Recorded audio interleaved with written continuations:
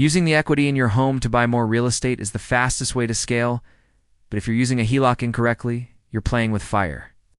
A home equity line of credit is a variable rate loan, meaning your interest rate and your monthly payment can skyrocket without warning. In the current 2026 market, many investors are watching their cash flow vanish as the cheap money they borrowed 2 years ago becomes more expensive every month. If your HELOC rate climbs higher than the cap rate of the property you bought with it, you aren't building wealthy or subsidizing a bad deal with your own pocket. While a HELOC offers great flexibility for short-term renovations, it is a dangerous long-term strategy for holding rental properties.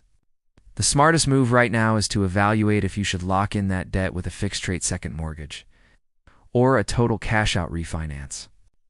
Protecting your downside is just as important as chasing the upside. Don't let a flexible loan become a permanent anchor on your net worth. Scaling your portfolio only works if the debt you use is sustainable through every economic cycle. Visit the link in the description so we can help you run the numbers on your equity and ensure your debt is working for you, not against you.